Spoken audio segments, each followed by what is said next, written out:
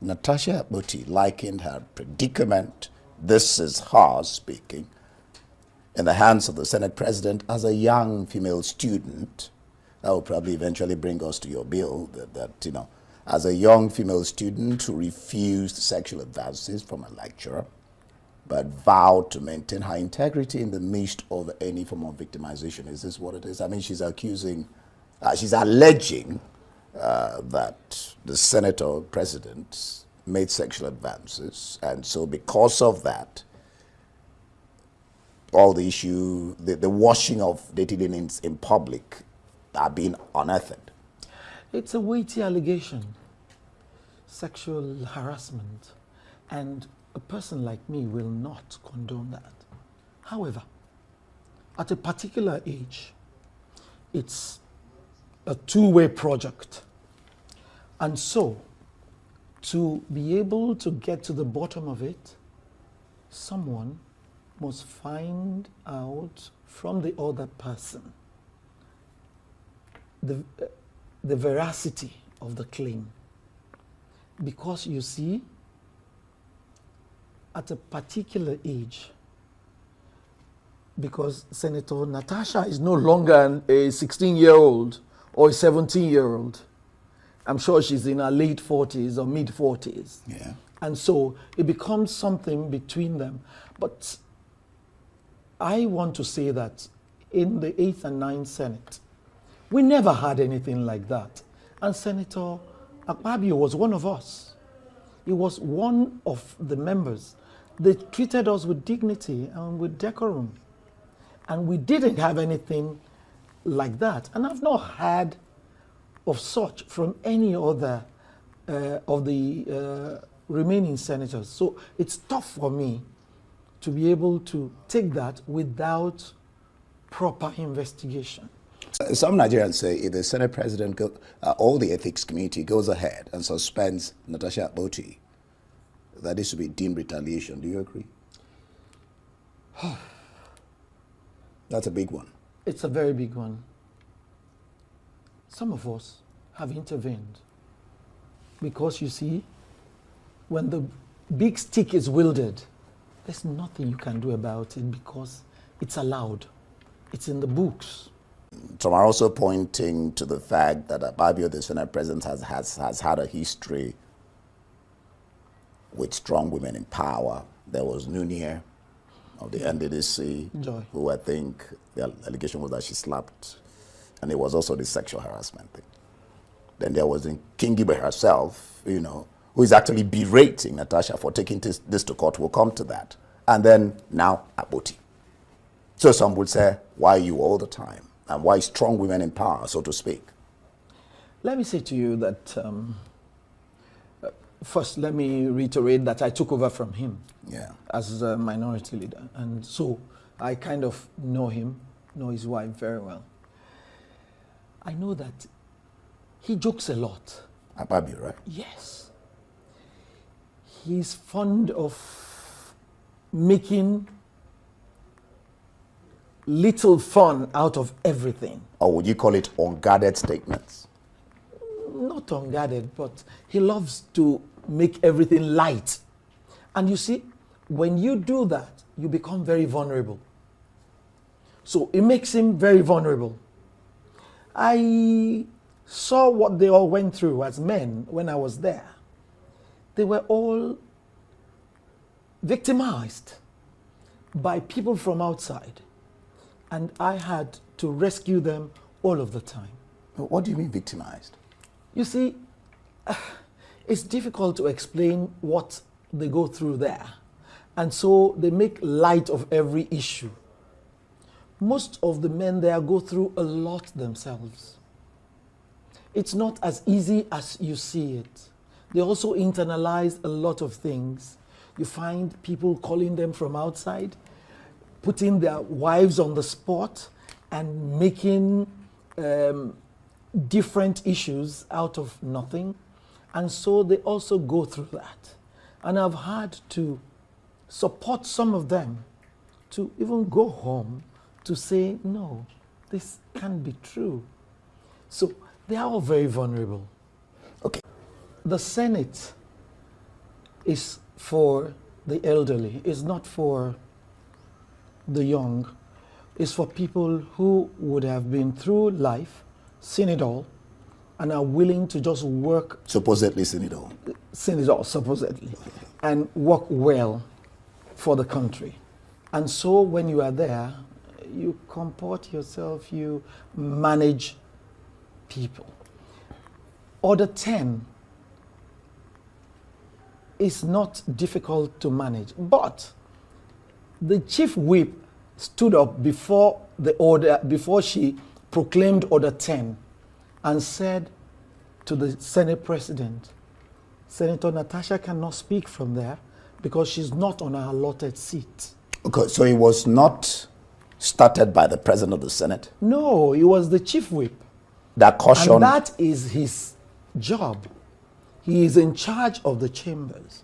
He maintains law and order. That is why he's called the chief whip. The Senate President didn't start it. I watched it.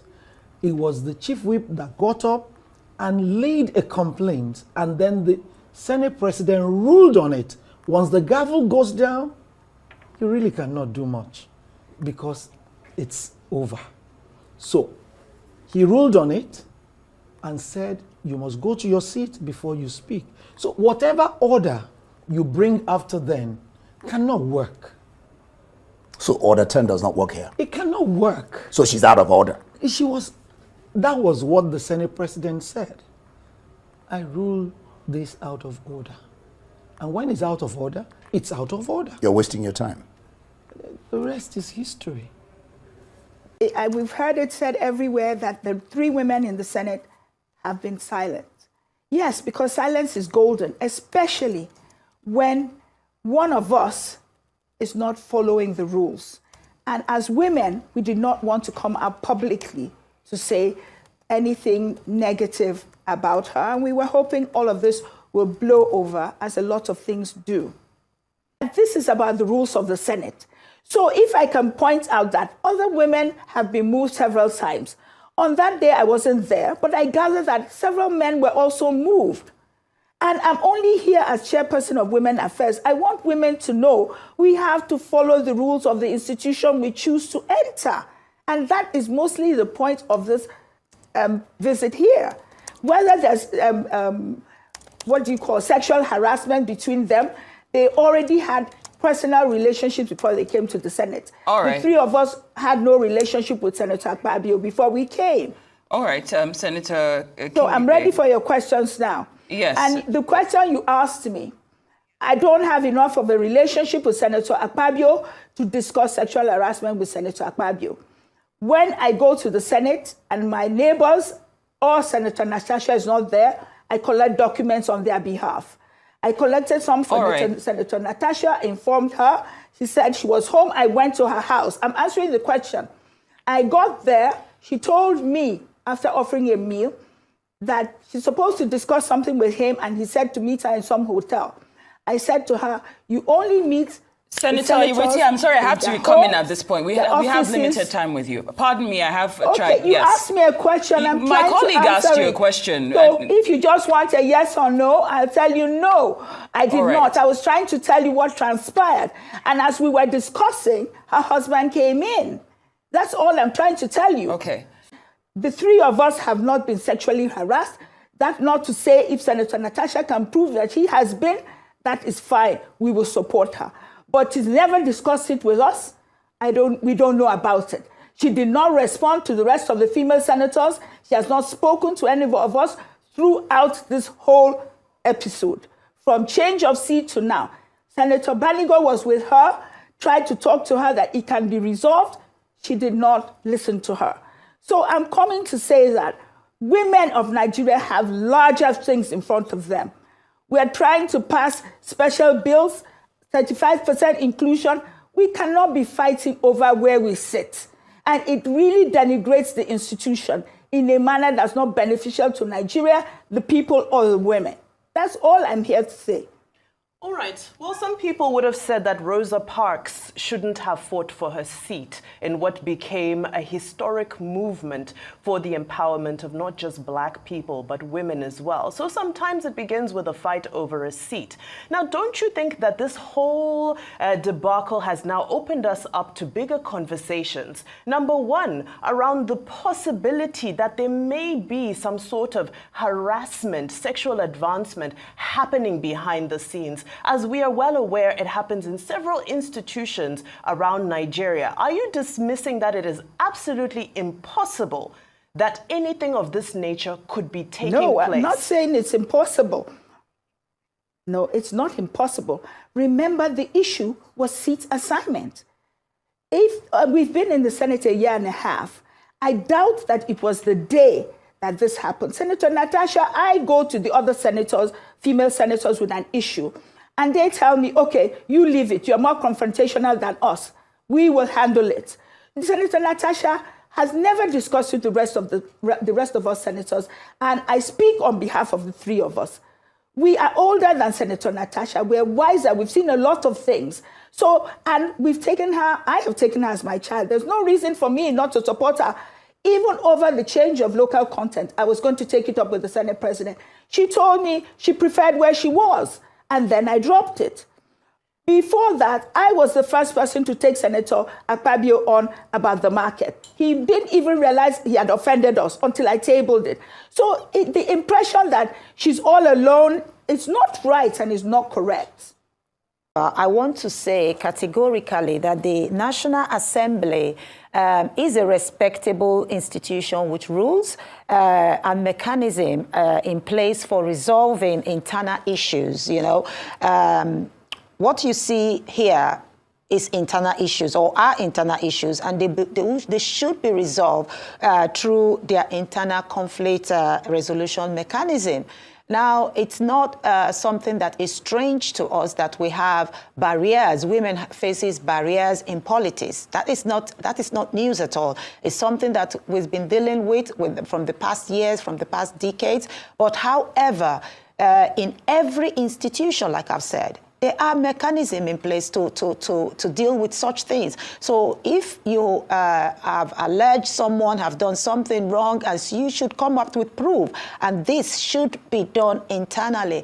I don't think going out to the press, to Facebook, and I don't know whatever social media to call names, I don't think that is the way to deal with the issue at hand. Okay. I just listened to Senator Natasha before I came on, and she talked about the previous incident, and she talked about the fact that the Senate President came and made an apology, and she accepted the apology.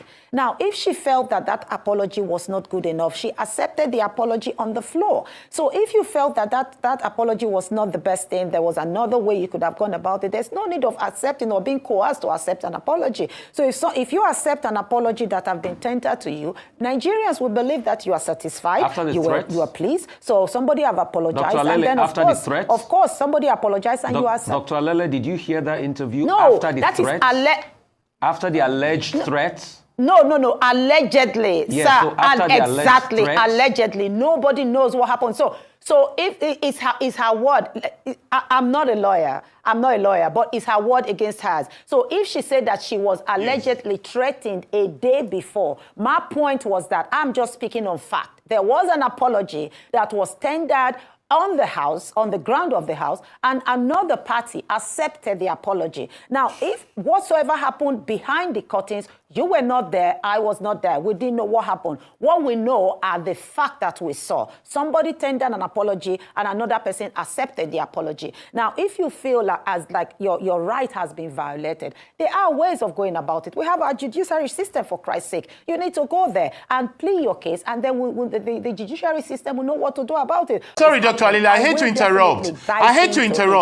I hate to interrupt you, but let me say something very clear. I believe that your role as a woman leader is to follow the welfare of women and their aspiration, and to make sure that men are not predators. Definitely, like I said. So will you be committing to an action? Let's call it the Alele Committee. Would that be coming up soon? Let me tell you something. If I am contacted, either by Senator Natasha, I want you to be proactive. And if I'm asking if you are going to be proactive, Doctor. That is in Nigeria and is in my party, I will definitely be doing something about it. Now, Doctor, I'm contacting you sitting here, on behalf of my daughters. My party, and I'm talking about me being the APC national woman leader, yes, and me being the first woman for APC in Nigeria and in diaspora. And I want to see a place where women are given chances, where women are given a role to play politics without any barriers. I will not be able to tell you at what point did the relationship got so sour to the point of alleging sexual harassment. Because I have 4 daughters. Myself, I'm a woman. If somebody harasses me, I will feel bad. Do you understand? But when I know the husband that I'm married to, it's not him that she was talking about. That's not Senator Akpabio. Maybe she was making reference to another person. That's why I said maybe it was an imaginative allegation or a content creation. Definitely, because, I mean, there's no way we cannot do that. In the past, we've allowed people to get away with a lot of things. And he will always tell me, if you can't stand the heat, leave the kitchen. I'm here to serve my people. They will throw mud at me. I said, but this mud is becoming too much. Why can't you do something? So I'm now the one going for a legal address. It depends. I don't even see it as a blow the bell because they're all lies. Like I said before, anybody can accuse anybody of anything. The main thing is, are you telling the truth? Are you truthful about this? She is not a young woman. I'm not a young woman either. So there are certain lies at our age that we shouldn't tell. Senator Akpabio, very disciplined, a good father, lovely father, supportive husband, handsome man that every woman would like to have.